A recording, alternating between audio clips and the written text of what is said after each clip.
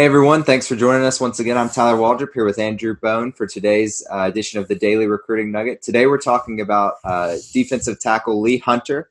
He's a four-star prospect, and he's already committed to another team, Bone? Yeah, so Lee Hunter, big defensive lineman, 6'5", about 290 pounds, just an absolute monster at a Blount High School down in Pritchard.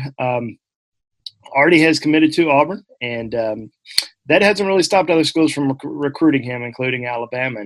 And he's made it known that his recruitment is still very much wide open, that he's still listening to what other schools have to say. And I guess the good news for Auburn is he hasn't been able to take visits anywhere else.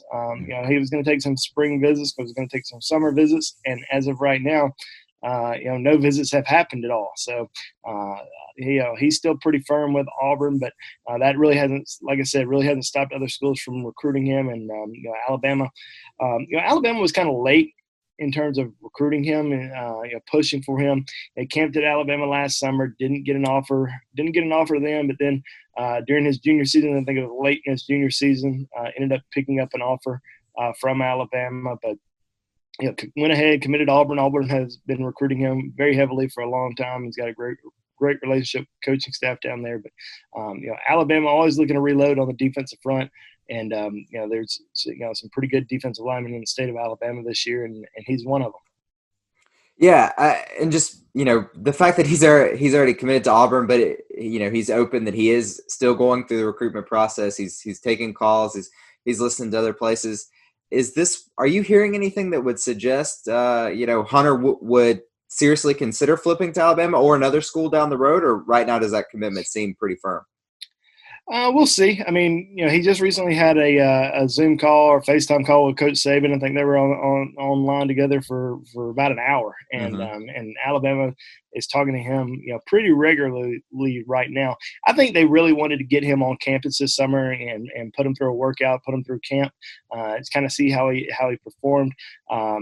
And that was probably maybe one of the biggest holdups in terms of really making a push for him. But obviously now they're not going to be able to see him in camp, so you got to kind of make a decision here.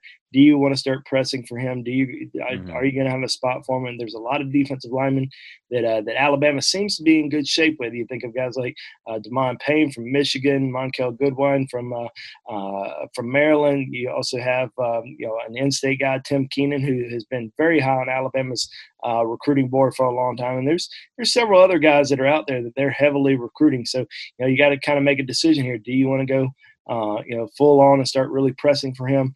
And obviously with Nick Saban doing some FaceTimes with him, obviously it looks like they are going to start making a strong push for him at this time, regardless of seeing him at camp this summer. Now, maybe a situation where we get into the football season and you start evaluating a little bit more, coaches go on the road and see these guys and maybe they decide, no, we're not going to recruit him, or they're going to continue to press hard like they are right now. I don't see him making a flip or anything like that right now. I think he's just probably taking it day by day, enjoying getting recruited and hearing from different coaches every single day. I don't see him flipping. Could he potentially reopen his recruitment? That's always a possibility. And what we've seen with Alabama throughout the last several years, especially with guys who are committed to Auburn. They get on, in-state guys who are committed to Auburn, get on those guys a little bit later than Auburn does, and they've been able to flip a lot of those guys. We've seen them flip T.J. Yeldon. We've seen them flip Demoy Kennedy and Quandarius Robinson last year. Both of those guys were committed to Auburn. They reopened their recruitment, commit to Alabama. Javion Cohen flipped from Auburn to Alabama last year. That's three guys who flipped from Auburn to Alabama in just last year's recruiting class. Quinnen Williams, obviously a All-American, top 5 NFL draft pick, ends up flipping from Auburn to Alabama in the summer a few years ago. Alabama wasn't really pressing hard for him. He comes to camp, just absolutely dominates. Alabama starts making that really strong push for him. He ends up flipping to Alabama, and obviously had a tremendous career in Tuscaloosa. So, could this potentially be a similar situation? Obviously, Auburn doesn't want that to happen, and Mm-hmm. they've got a pretty good track record of developing defensive linemen as well. But I think Alabama, if they really make a strong push for him, I think they're going to have a chance with him. Okay, that's good news for Alabama fans to hear. One thing I wanted to double back on, you mentioned that Saban spent about an hour talking to him the other day.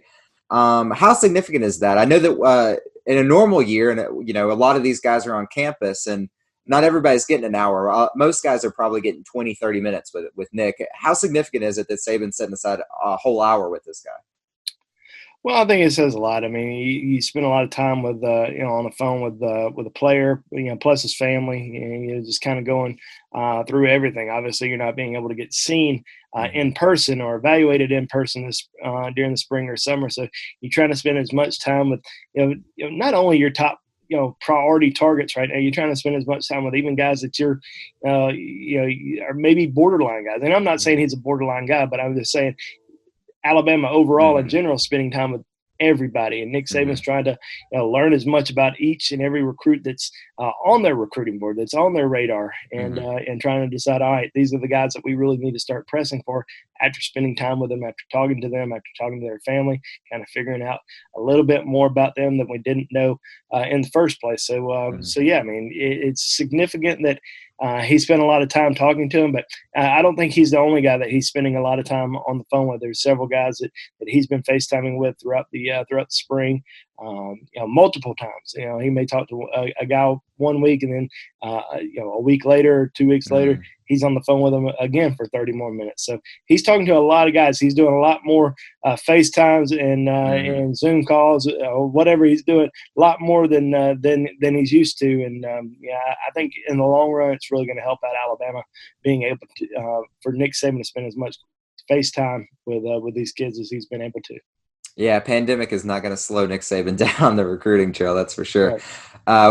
We want to thank y'all for joining us once again today for the nugget on Lee Hunter. Obviously, we'll have another one tomorrow, and we'll keep putting these out as long as y'all keep watching them. Make sure you continue to subscribe to our YouTube channel, keep the notifications on so you can see when we post these every day, and you can make sure you're one of the first ones to check out and watch it.